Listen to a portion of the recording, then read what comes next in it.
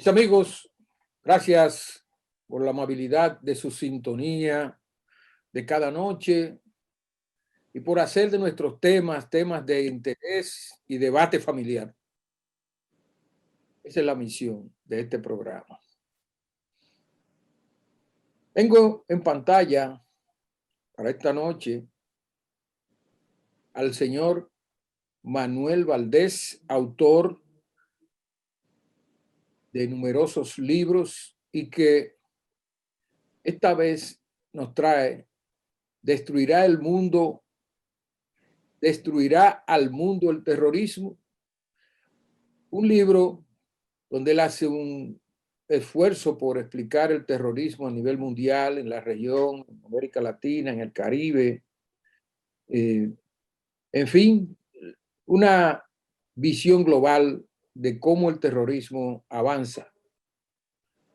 Él habla ahí en parte de terrorismo en el Caribe y particularmente en República Dominicana. Vamos a comenzar por ahí. ¿Cuál es el terrorismo que usted ve en la República Dominicana, señor Valdés?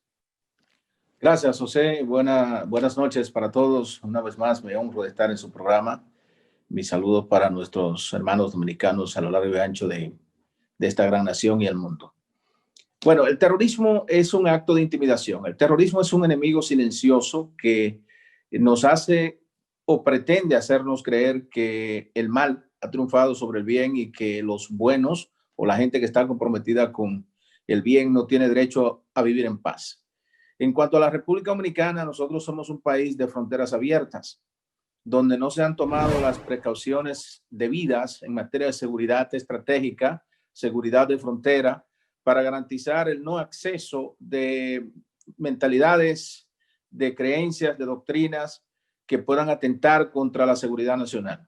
Pero a lo interno, en la República Dominicana siempre ha existido terrorismo. Desde los famosos 12 años de Balaguer, la banda Colorada y todas esas, el famoso SIM de Trujillo, todos esos órganos represores han sido activos en el terrorismo local de la República Dominicana. Pero en este momento, donde el terrorismo es indudablemente una amenaza global para todos, la República Dominicana tiene ventanas abiertas, no tiene la debida protección. Para ser más específico, ya entra cualquiera, no importa dónde venga y cuál sea su expediente. No tenemos la suficiente capacidad investigativa para determinar el sujeto o la persona que está accesando a nuestro territorio nacional y se le da seguimiento. En fin, nuestro país es vulnerable en términos absolutos en materia de terrorismo, en materia de atentado contra la seguridad nacional. Bien, conocemos lo que se llama el terrorismo de Estado y el terrorismo de grupos organizados. ¿En qué podemos ubicar el terrorismo contra un periodista llamado Jamal Khashoggi, asesinado hace un año en la embajada de Arabia Saudita en Estambul, en el consulado, a donde él fue a buscar copia de su acta de divorcio para casarse con una nueva muchacha? Él era un periodista activo que vivía en Washington, exiliado, y trabajaba para el el Washington Post. Fue asesinado de una manera brutal. Se lo entró, y el momento que entró, el 2 de octubre del 19 al consulado, fue inmediatamente arrestado, encapuchado con una funda plástica y asesinado de una manera horrenda, que una señora apellido Kennedy escuchó los gritos y dijo que aquello fue descomunal, aquel hombre que no podía respirar y que ya sabía que lo estaban despojando de la vida. ¿Esto es terrorismo de Estado? ¿Fue dentro de un consulado? Lo es. Es un acto vil, despreciable y repudiable en todas las formas. Ese régimen represor, ese extremismo islámico que hace de cualquier persona que difiere en su fe un enemigo, y que lo declara enemigo confeso a cualquier individuo, país, estado, sociedad que crea de una forma contraria al Islam, se declara enemigo público de esa creencia. Entonces el régimen de ese reino de Arabia Saudí intolerable hacia su propia gente, hacia su propio ciudadano, en el caso del periodista que lo citamos en el libro, es una vergüenza internacional. Son atentados contra la prensa, contra la opinión, contra la libertad de creencia y de conciencia. Y eso es terrorismo de Estado. Esos estados, en la mayoría, son patrocinadores del terrorismo, en su alta mayoría, entre los que se destaca Irán, pero más que todo aplican el terrorismo de Estado como elemento represor para mantener a raya a quienes difieran de cómo ellos manejan la cosa pública. Bueno, el príncipe Mohammed bin Salman, actual príncipe de Arabia Saudita, ha sido objeto de acusaciones de que es el responsable de este atentado terrorista, asesinato, y él fue blanco de ataques en los artículos de Khashoggi desde el Washington Post.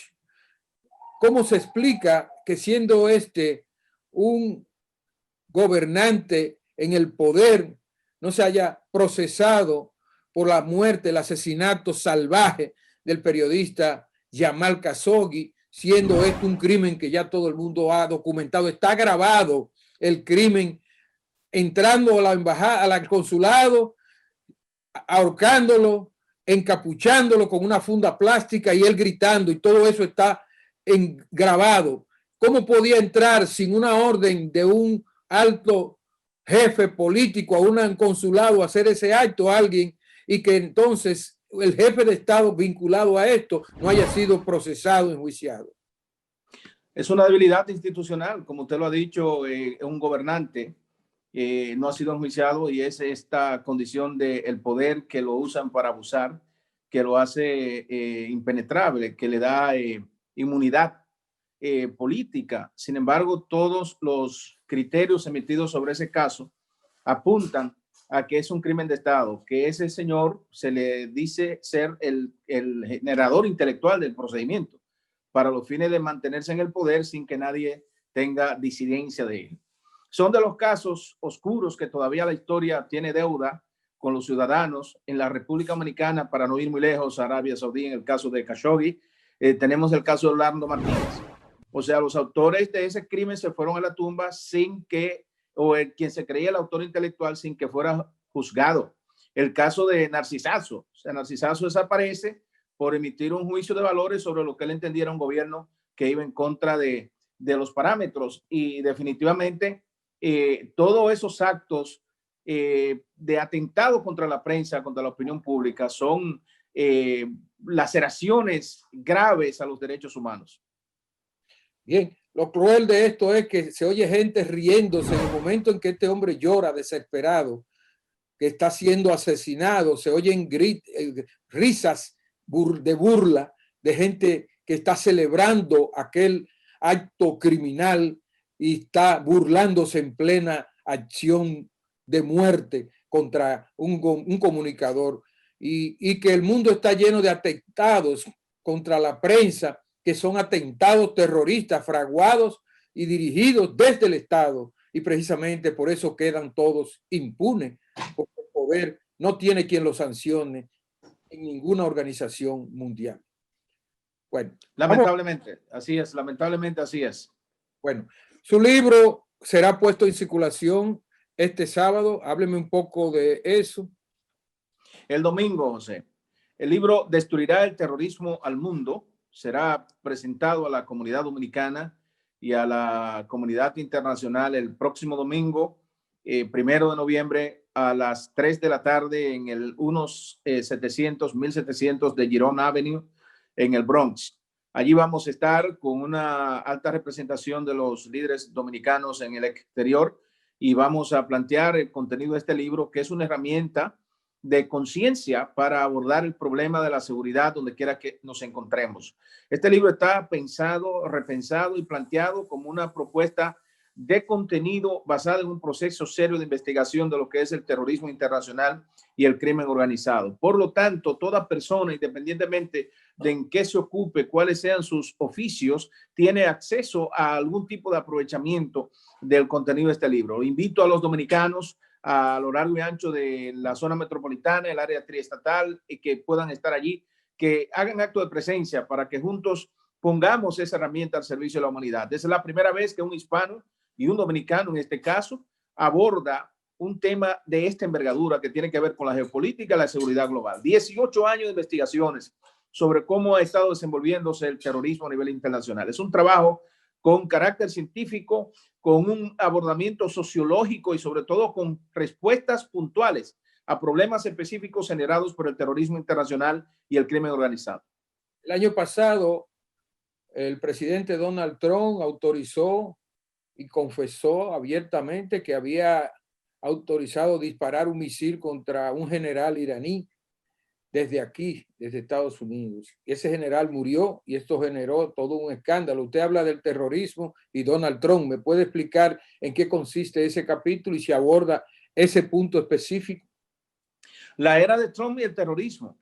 Obviamente, todo presidente de los Estados Unidos, no importa cuál sea su eje o ideología política, republicano o demócrata, tiene que hacer un papel de policía del mundo. Y ese señor que fue muerto, nosotros nos oponemos al atentado de la vida contra cualquier ciudadano, independientemente de las circunstancias en las que sucediera. Y sabemos que no había explícitamente un estado de guerra, que es diferente a una persona que muere en combate o que muere fraguando o ejecutando un plan de guerra contra una nación. En este caso fue un atentado específico hacia esa persona dirigido por cuanto se les conocía como el cerebro, la cabeza maldita del terrorismo internacional, que era la mente maestra de la mayoría de atentados terroristas que Irán financiaba y patrocinaba. Eso es lo que dicen las investigaciones internacionales. Es una muerte que todo el mundo entiende que pudo haber sido de otra manera, pero ya fue.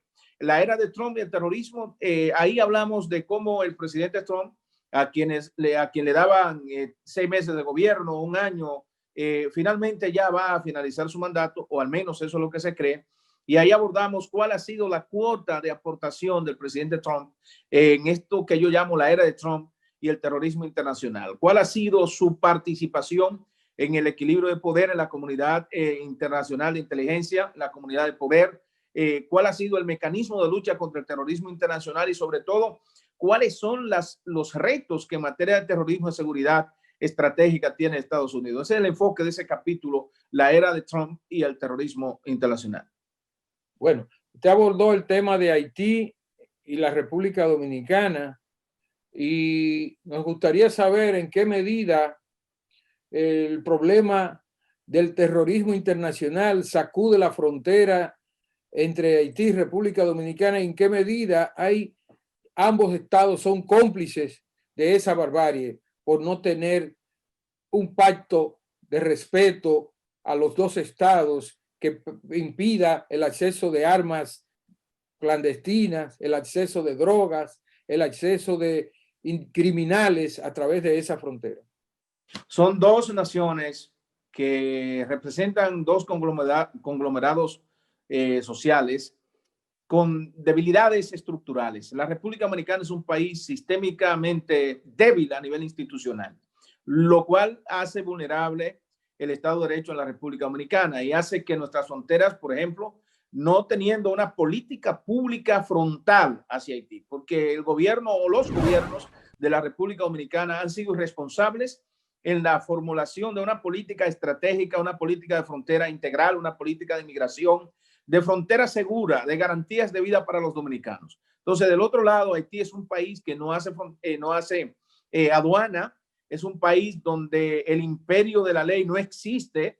Cuando hablamos de estado, que usted decía que son dos estados, Haití desafortunadamente no es un estado, es un conglomerado de personas que viven en un territorio donde parece ser que la ley es la norma general, es vivir sin normas. Entonces, eso hace difícil hacer un acuerdo bilateral con un estado que en términos prácticos e institucionales no existe. Aún así, no se tolera que el gobierno dominicano, los gobiernos dominicanos más recientes, no hayan definido una política de frontera hacia Haití. Estamos en una condición vulnerable porque Haití está siendo colonizado por el Islam. Ya se cree que hay más de 37 mezquitas islámicas en Haití y en la República Dominicana unas 7. En Venezuela ni se sabe cuántas. El Islam está penetrando profundamente en el gobierno venezolano, en el gobierno haitiano y apunta a tener presencia importante en el gobierno de la República Dominicana. Todo eso son amenazas fuertes para la seguridad de los dominicanos en nuestro propio territorio, a lo cual hay que prestarle atención antes de ayer y estamos a hoy en la tarde. O sea que estamos tarde ante esa problemática que amenaza la seguridad estratégica de la República Dominicana. Bien, estamos frente a un momento de elecciones en los Estados Unidos y queremos saber cuál es su análisis sobre el papel de los latinos en estas elecciones el próximo 3 de noviembre y cómo usted ve el balance político en este momento. Bueno, los Estados Unidos está altamente polarizado. Lo que vemos es una sociedad polarizada, dividida puntualmente, donde cada uno de los enfoques ideológicos republicanos y demócratas plantean su cosmovisión del país y de la sociedad. Pero en esencia, los Estados Unidos en este momento es una sociedad completamente dividida, fraguada en dos cosmovisiones sociales que pueden generar perturbaciones a presente y a futuro en el desenlace de lo que pudiera ser el proceso electoral presente. Yo pienso que los latinos, hispanos, dominicanos deben votar, aquellos que tienen la posibilidad de hacerlo, para expresarse, porque si no votan, no hay cuota de poder. Es una cosa importante. Si el latino no sale a votar, no hay políticas públicas inclusivas para quienes no votan. Eso es importante que lo sepan todos. La clase política maneja la orientación de la inversión pública, del gasto público en sectores y nichos y segmentos poblacionales donde hay votantes, donde hay reflejo del voto. Entonces es importante que el latino salga a votar, que exprese sus simpatías por tal o cual de los partidos y de los candidatos para dejar constancia de que esa masa humana que es tan poderosa en materia económica y tan voluminosa en materia social como cerca de 50 millones de personas, que tenga poder político, que esa masa social hispana latina desarrolle capacidad política para poder influenciar en las políticas públicas a corto plazo. Si no hay una representación, una participación importante en las elecciones, esa masa, aunque es voluminosa, aunque tiene una poderosa presencia en la actividad económica, no tendrá reflejo en las políticas públicas, como yo veo las cosas a corto plazo en los Estados Unidos. Tenemos que ver el terrorismo de Estado en los países de América Latina y el Caribe sobre todo, como una plaga, como una pandemia. Una plaga, efectivamente. Pero a través de la corrupción y el robo de los recursos del Estado. Es una maldición que tenemos en América Latina, lo que yo llamo el gran demonio. Por eso hablo de que los delitos económicos, la corrupción, deben ser tipificados en justicia como crimen de lesa humanidad. El corrupto tiene una sola ubicación en la historia, es el zafacón de la historia y la cárcel.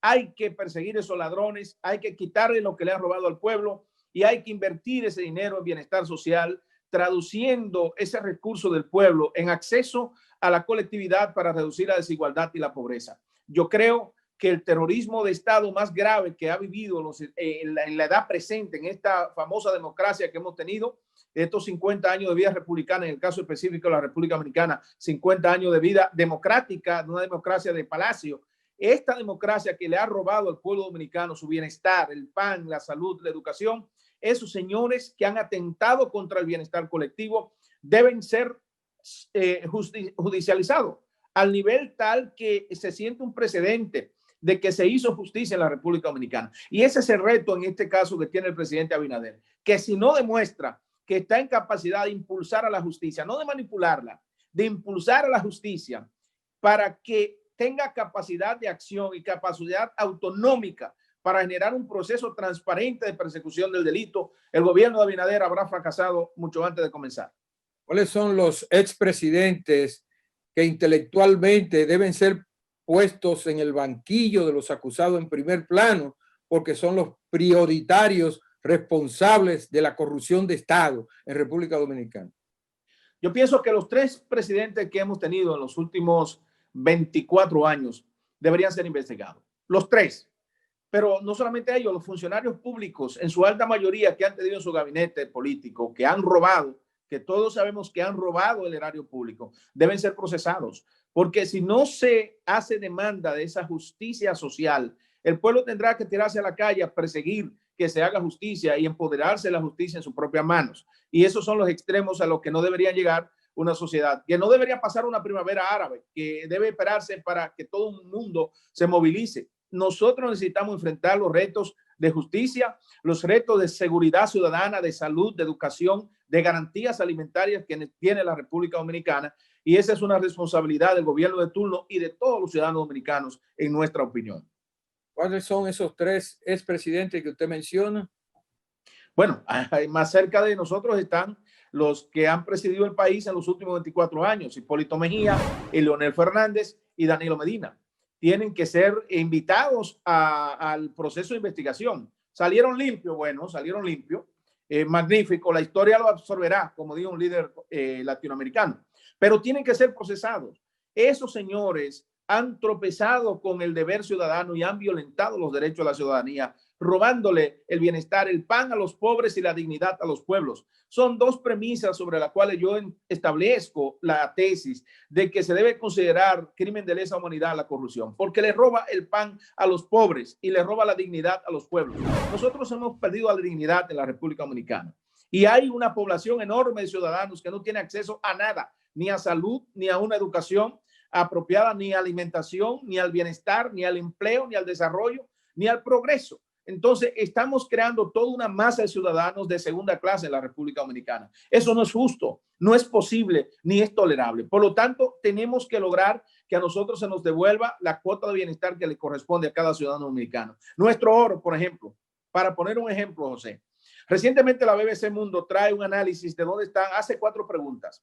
¿Cuánto oro hay en el mundo? ¿Cuánto oro se ha explotado? ¿Dónde están las minas más grandes? ¿Y cuándo falta por explotar? 4 preguntas. Y ahí sale a reducir que la República Dominicana sigue a Uzbekistán y a Rusia y a Estados Unidos como la 4ª mayor mina del mundo, la 4ª mayor, produciendo 30,8 toneladas de oro al año.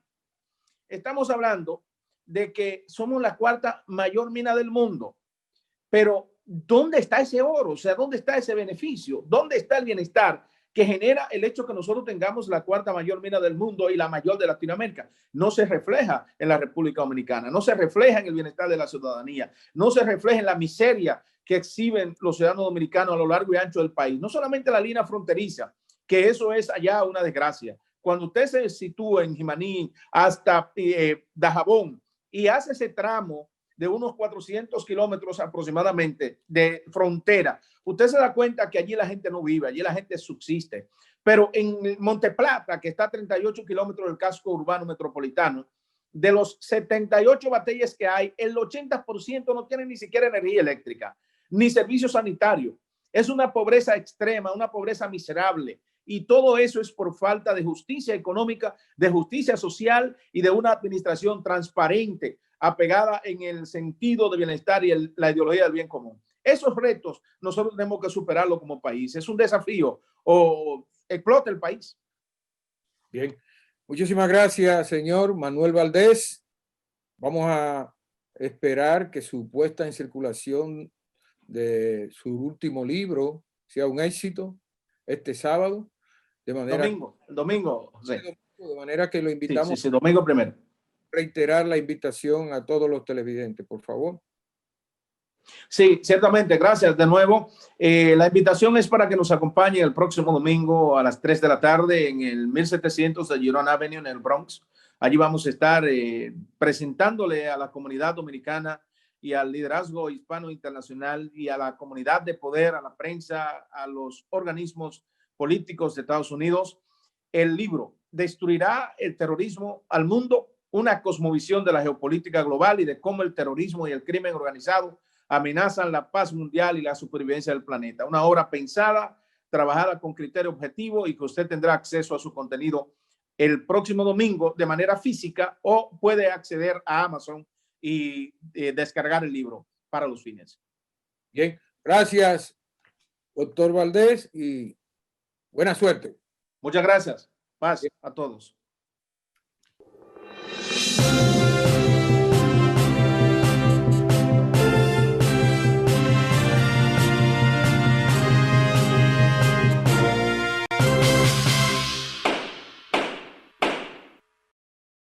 El Gobierno de Nueva York.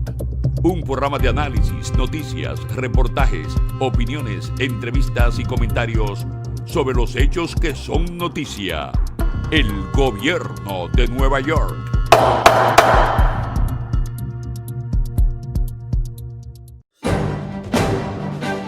Un programa de análisis, noticias, reportajes, opiniones, entrevistas y comentarios sobre los hechos que son noticias. Con la conducción de José Alduey, porque la prensa es equilibrio y contrapeso de la democracia. El gobierno de Nueva York, de lunes a viernes a las 4 de la tarde.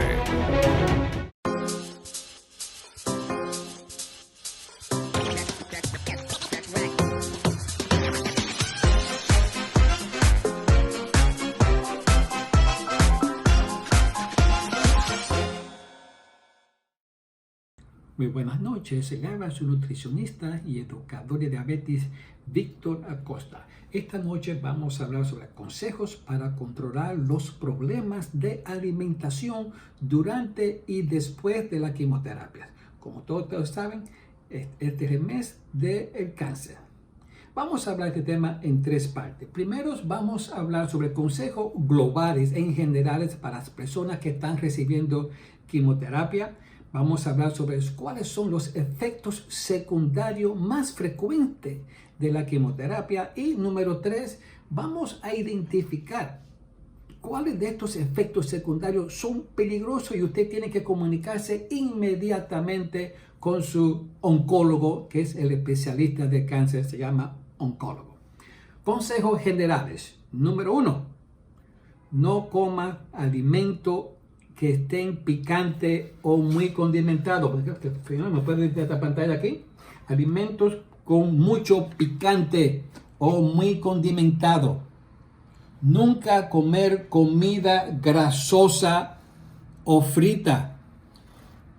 Tampoco dulces ni comidas chatarra que usted sabe que a usted le gusta mucho. Tiene que eliminar eso por completo. También es muy importante eliminar todos los alimentos que tengan olores fuertes. Eso, por ejemplo, usted no puede comer arenque, curry, queso con mucho olor fuerte. También es sumamente importante que todos los alimentos estén a temperatura ambiental.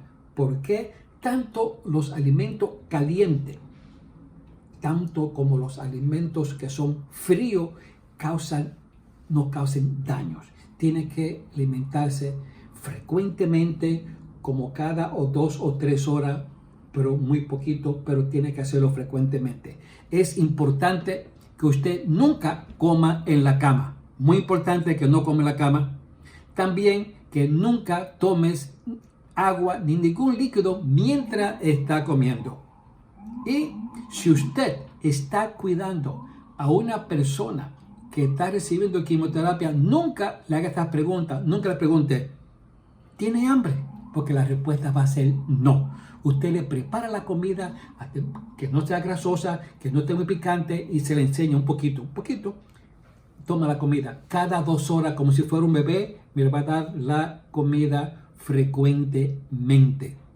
Es muy importante, señora y señor, que usted se ponga egoísta y piense en usted y usted. Si Dios le da la oportunidad de que usted está en quimioterapia, es la oportunidad buena para que usted piense en usted. Y su trabajo es ayudar a la quimioterapia, su trabajo. ¿Cómo usted puede ayudar a la quimioterapia? Alimentándose correctamente y pensando en usted mismo.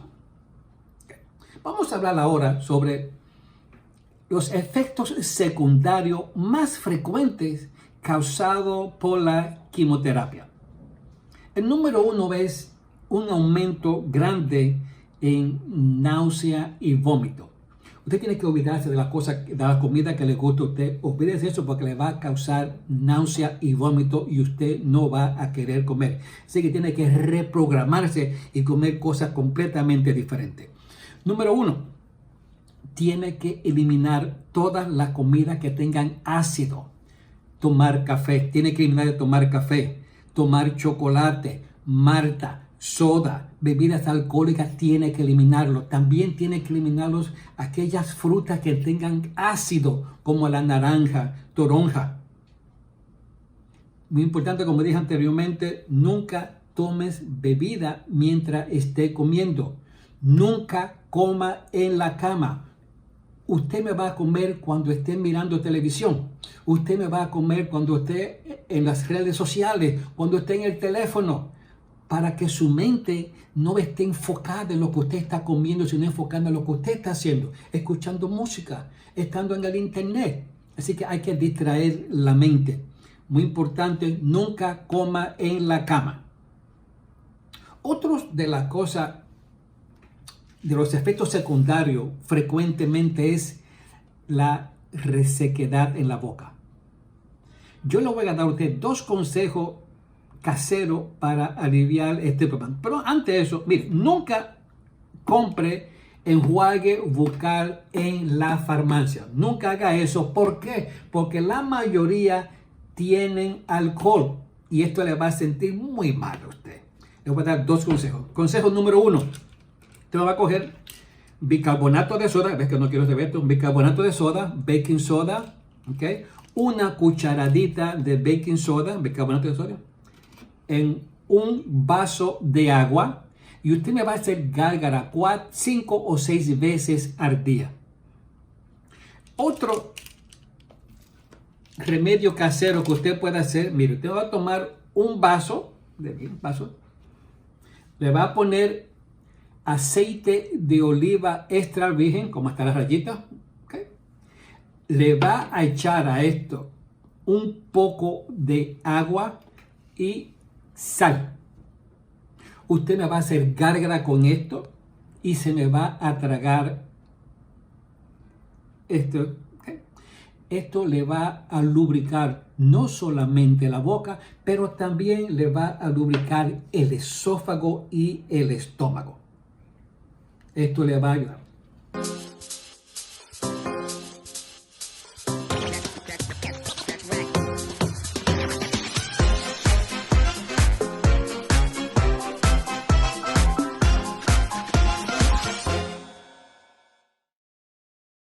El Gobierno de Nueva York.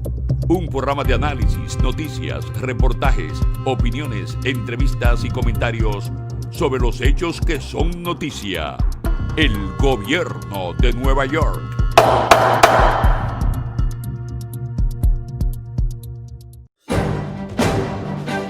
Un programa de análisis, noticias, reportajes, opiniones, entrevistas y comentarios sobre los hechos que son noticias. Con la conducción de José Alduey, porque la prensa es equilibrio y contrapeso de la democracia. El Gobierno de Nueva York. De lunes a viernes a las 4 de la tarde.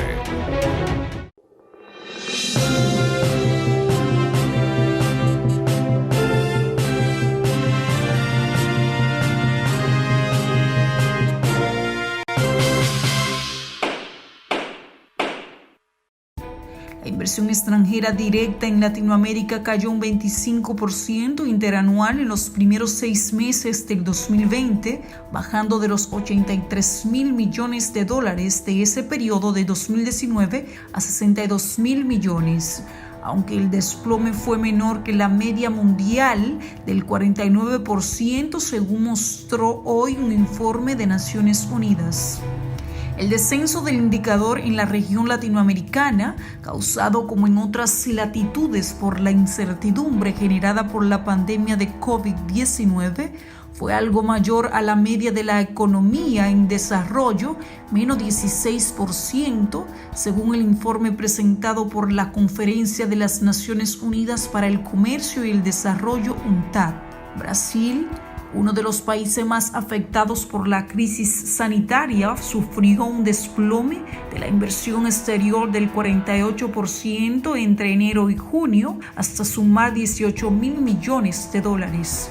Aún más intensa fue la caída del flujo inversor en Perú del menos 72% para sumar $1.300 millones, país donde la suspensión de proyectos mineros influyó en esta bajada, mientras que en Argentina el descenso fue del 40% y en Colombia del 34%. En medio de estos fuertes descensos, llamó aún la atención el caso de Chile, donde las inversiones en industria y comercio, sumada a la venta de parte del accionario de la compañía aérea LATAM, la estadounidense Delta Airlines, contribuyeron a que el flujo inversor creciera un 67% hasta los 9.500 mil millones de dólares.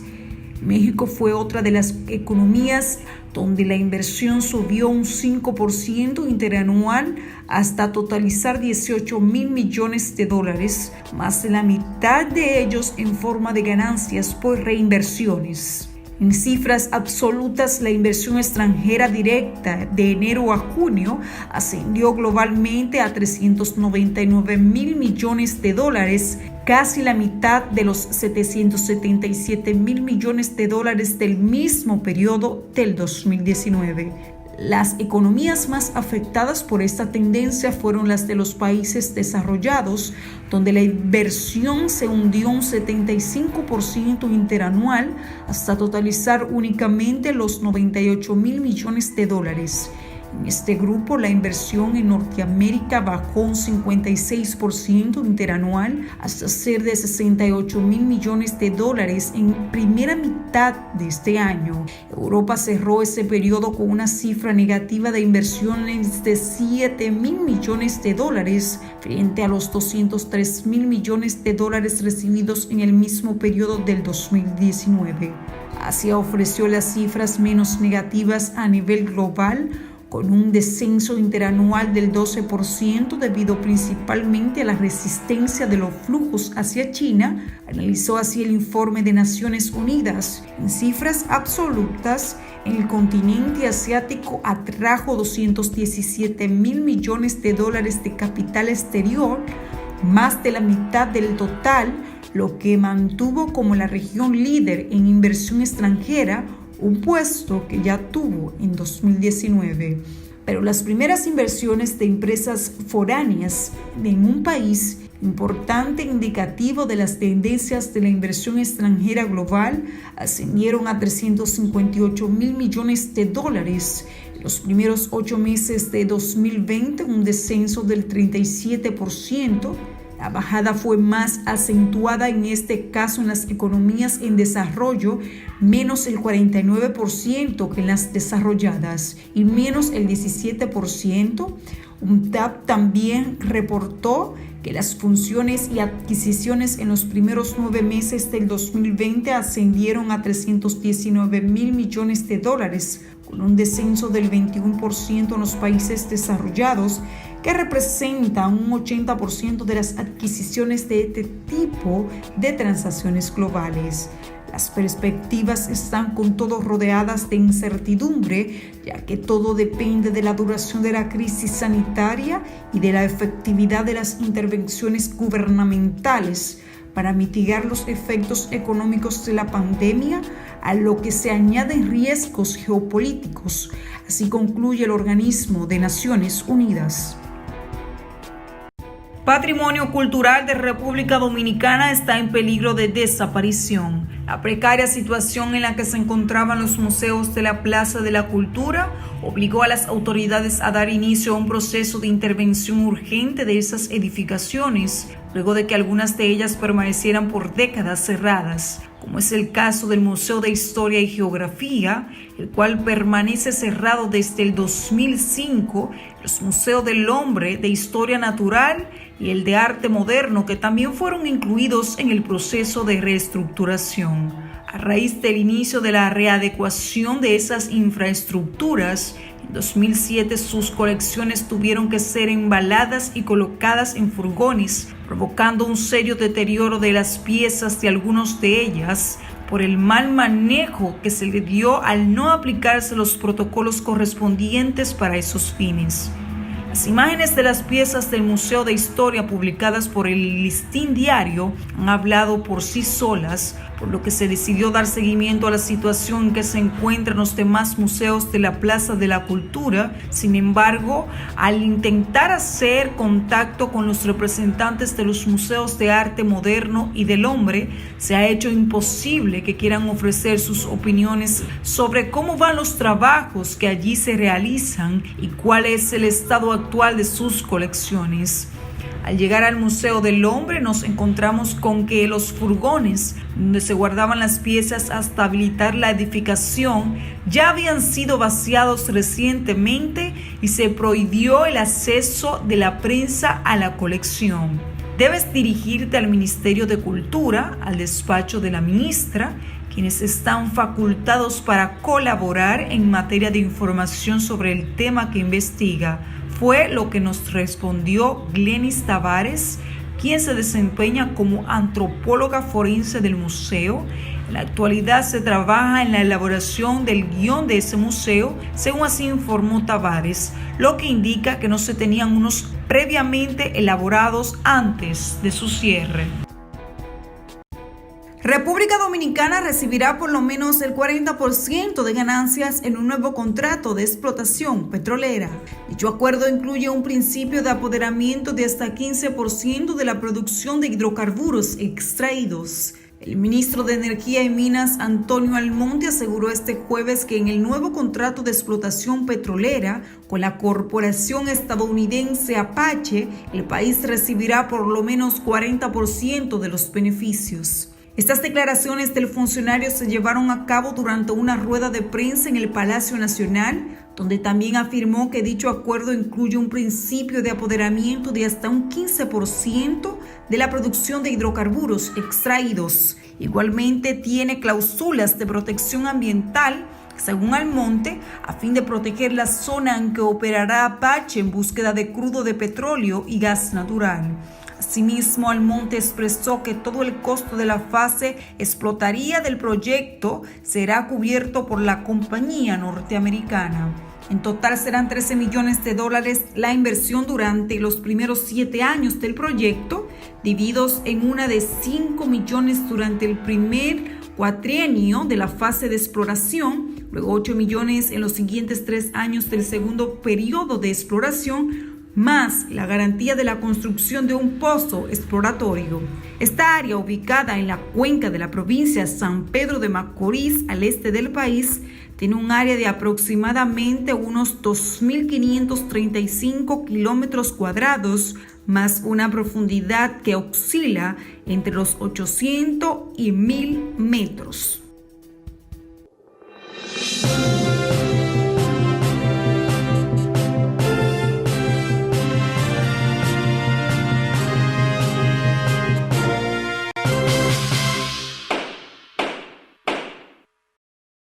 El Gobierno de Nueva York.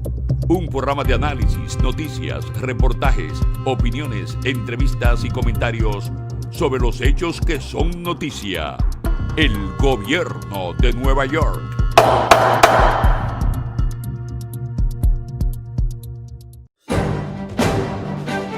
Un programa de análisis, noticias, reportajes, opiniones, entrevistas y comentarios sobre los hechos que son noticias. Con la conducción de José Altuve, porque la prensa es equilibrio y contrapeso de la democracia. El Gobierno de Nueva York, de lunes a viernes a las 4 de la tarde.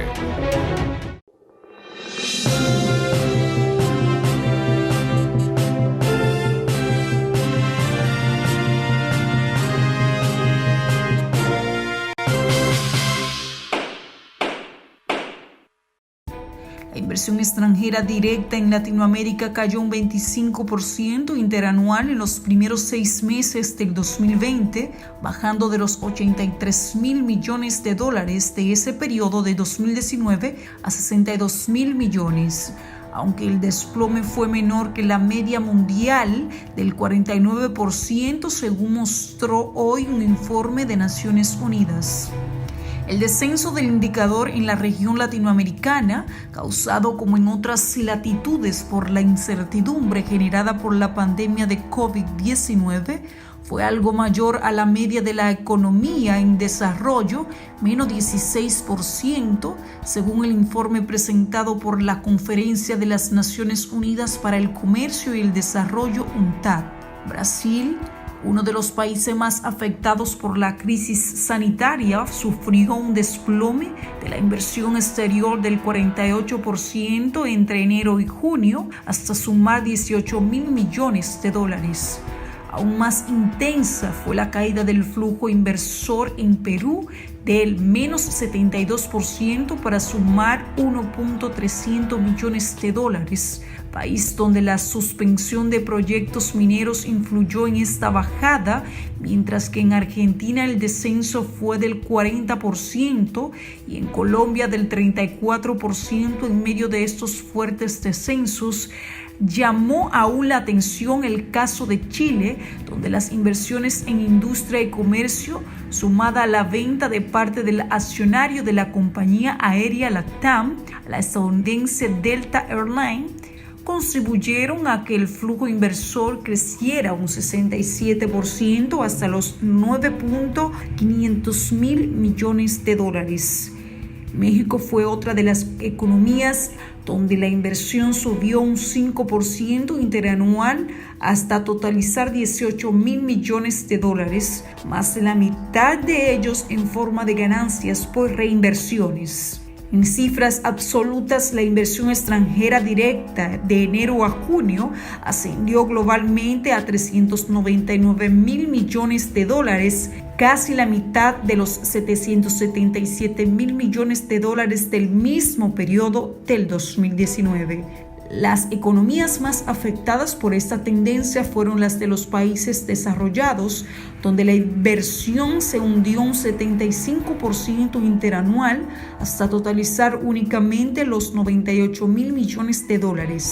En este grupo, la inversión en Norteamérica bajó un 56% interanual hasta ser de $68.000 millones en primera mitad de este año.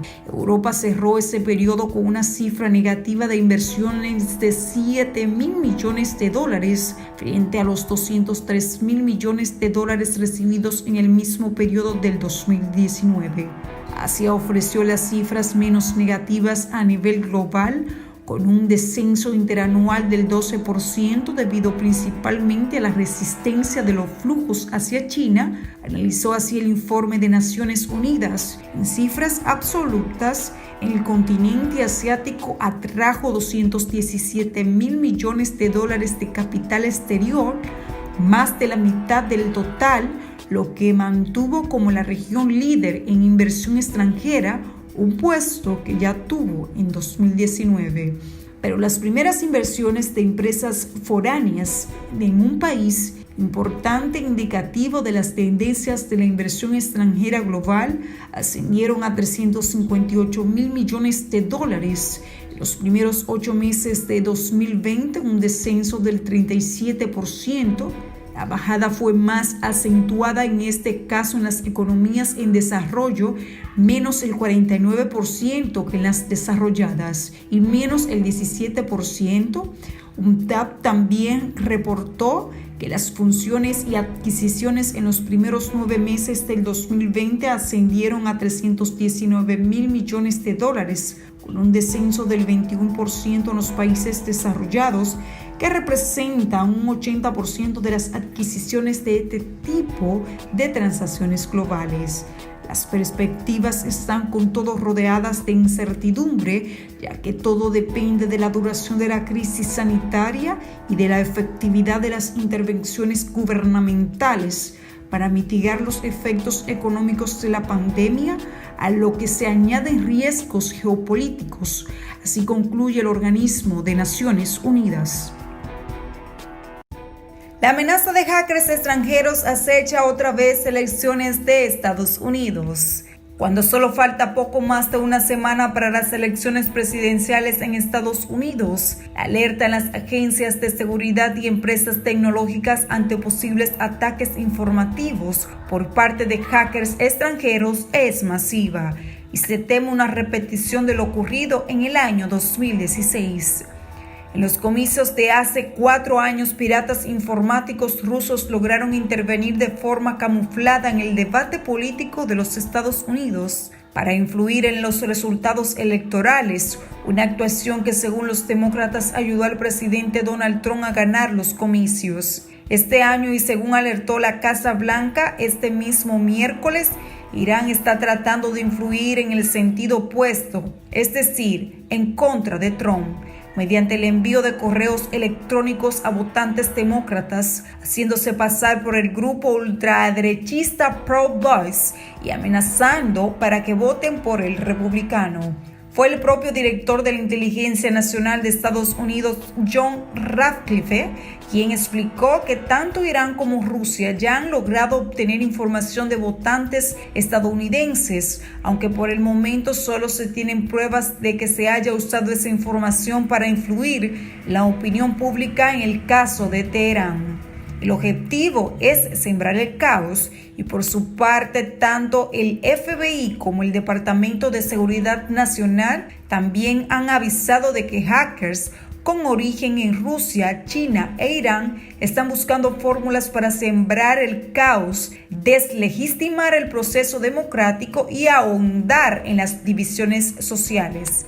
Estados y nación como China, Rusia e Irán tratarán de usar capacidades cibernéticas para atacar infraestructuras relacionadas con la elección presidencial en los Estados Unidos, agravar las tensiones sociales y raciales y dañar la confianza en la autoridad pública, además criticar a nuestros representantes electos, así indicó en el último informe del Departamento de Seguridad Nacional publicado en octubre. Desde el gobierno estadounidense pusieron especial énfasis en Moscú y alertaron de que el principal objetivo del Kremlin es aumentar su influencia mundial mediante el debilitamiento de Estados Unidos dentro y fuera de sus fronteras, para lo que buscan sembrar discordia y contribuir a la información de la opinión pública. Más allá de las alertas, el Buró Federal de Investigación FBI y la Agencia de Ciberseguridad y Seguridad de la Infraestructura CISA ya llevan meses identificando y actuando contra distintas redes con origen en el extranjero que persiguen este fin. Al margen de las agencias de seguridad, las propias empresas tecnológicas desempeñan un papel crucial para luchar contra las amenazas cibernéticas, como prueba la atención más relevante de los últimos meses, liderada por Microsoft a mediados de octubre, en la que se desmanteló una red masiva de secuestro de datos o ransomware. La empresa del sistema operativo Windows logró eliminar la red Trickbot, en la que hackers profesionales venden sus servicios a criminales y estados para lanzar operaciones de ransomware, y que en los últimos 4 años ha infectado más de 1 millón de ordenadores en todo el mundo. Microsoft explicó que este tipo de ataques son una de las mayores amenazas al proceso electoral, puesto que pueden usarse para infectar los ordenadores en lo que guardan las listas de electores o desde lo que se informa de los resultados tras los comicios, así robando los datos y generando una situación caótica. Pero Facebook y Twitter quieren evitar los errores del 2016. Si existen 2 compañías a las que se responsabilizó de las propagaciones de la desinformación e injerencias extranjeras en el 2016, esas fueron las redes sociales Twitter y sobre todo Facebook, que en esta ocasión ha optado por una actuación mucho más agresiva para evitar que se repitan los errores que hace 4 años sucedieron. Asimismo, ambas empresas llevan informando periódicamente desde hace meses de operaciones de desmantelamiento de redes con origen fuera de Estados Unidos, especialmente en Rusia e Irán, que se hacen pasar por estadounidenses para influir en la opinión pública. Uno de los casos más sonados de la última semana fue la eliminación por parte de Facebook de una pequeña red de 13 cuentas y 2 páginas con origen en Rusia que se dedicaba a reclutar periodistas estadounidenses para que escribiesen historia desde un prisma progresista con el ánimo de influir en las opiniones públicas de Estados Unidos.